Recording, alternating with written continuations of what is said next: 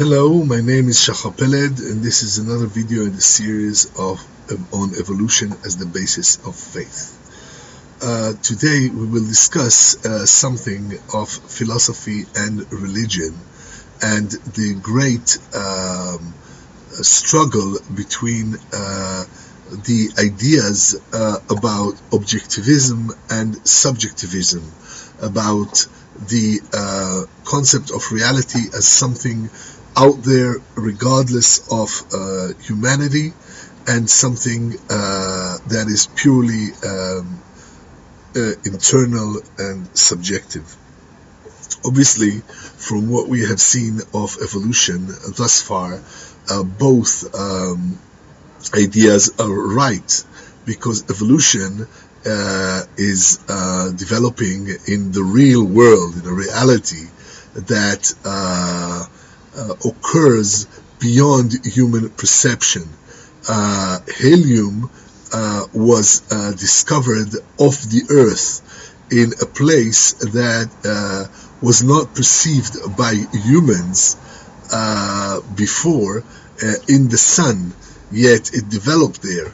And everything in science points to a realistic perception of the world, a tangible perception that even when you are not there in the forest to watch the tree, yet it makes a sound when it falls. Indeed, it falls. However, there is also the internal aspect, both from the point of view of science, that has discovered that what we see with the senses is only our subjective take on reality, because in truth all we have are dynamic particles in vacuum. And also from the point of view of the forces that push evolution, that are anti-entropic and somehow work beyond reality, something immanent, the immanent divinity that is pushing the trend of evolution, that is seemingly purely subjective, something on the inside. So, in fact, reality, or the cosmos, or the perspective on the cosmos from the point of view of evolution, is capable of providing a paradigm that merges the very essential contention between objectivity and subjectivity.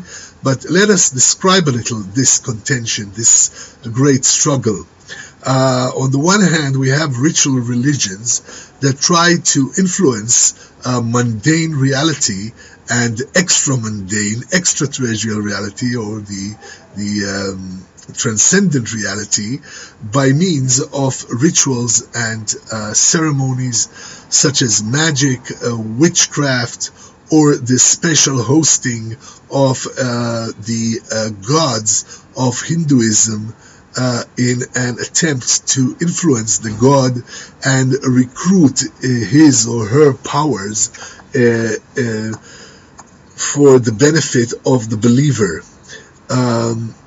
The Salvation religion, on the other hand, focuses on the salvation of the individual from the world, and teaches the individual to turn his or her back on the world and in fact negate his or her experience and individuality.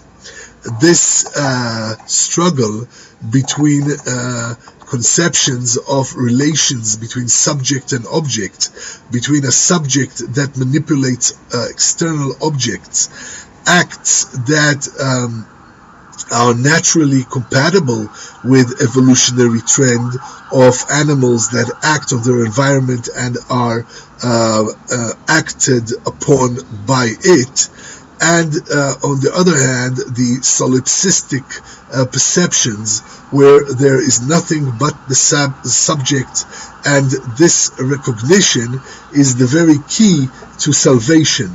This also is a trend, or is not a trend, but a characteristic that one finds in all cultures and religions. In fact, in all civilizations, because in each civilization there are certain religions and philosophies that are both subjective on the other hand or objective on the other hand. One hand and other hand. Buddhism, for example, teaches that actions and rituals are empty because everything is illusion, including the subject itself that purportedly perceives these actions. The European parallel of this conception is in philosophy, for there is also a parallel in Christianity, but the philosophical parallel is Hume versus Descartes. When Descartes proudly declared that he exists because he thinks, Hume responded that there is a thought, that is right, but that is not enough to prove that anything exists, and certainly not Descartes. In this way, Hume brought Western philosophy into the very depth of Buddhist recognition that the subject itself is but part of the illusion of the world, just as everything else is illusion. Kant came along and brought the West back to actions by subsuming the subject in his Copernican axiom that determines that although I only have the subject, but the subject can only perceive the world in just such a way as an objective system that acts and is acted upon.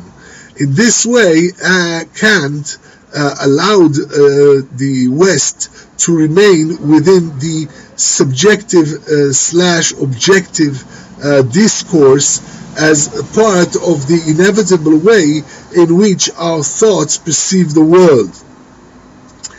Yet perhaps indeed one can perhaps say that Kant is like a Bodhisattva who has been illuminated and returns to the world to benefit the world out of compassion, although the world remains nothing but a veil of illusion for those who are not illuminated.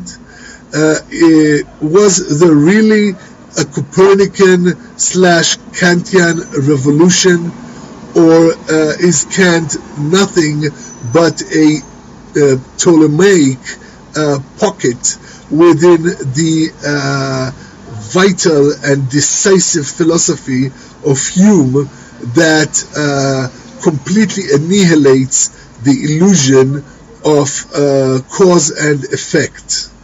So we see that while evolution shows us that there is a reality, that reality evolves and changes and brings about the very people capable of denying reality, which is, it's very funny, because the subjective person is standing in front of a mirror and seeing himself and saying, I do not exist, this is but illusion. And in a way he's right, because the soul seems to transcend reality and everything is illusion. But this ultimately brings about another idea that the soul itself, like we said, Hume and Buddha ultimately reject the soul itself. In any case, obviously evolution negates these ideas, because evolution works within reality, the living and the dead, the ability to come to fruition, the seeds that are thrown in the wind, of which only a few sprout and grow up to be mighty trees. All the wonders, all the beauties of evolution, they all appear and happen in reality. They appear regardless of man, for spirit is everywhere. So if you would like to talk about subjectivity as the ultimate reality, then we must speak of God as the ultimate subjectivity in which all of us have objective existence. And perhaps this is the only interpretation that we can have that allows both subjectivity and objectivity. God knows all, He is the ultimate subject, yet all the creatures, all God's creatures, great and small, each has a small spirit inside of him, so that a bird knows it is a bird, a tree exists in its own right, and not just in the subjectivity of man, in the subjectivity of Kantian arrogance and hubris. Okay, more in the next video.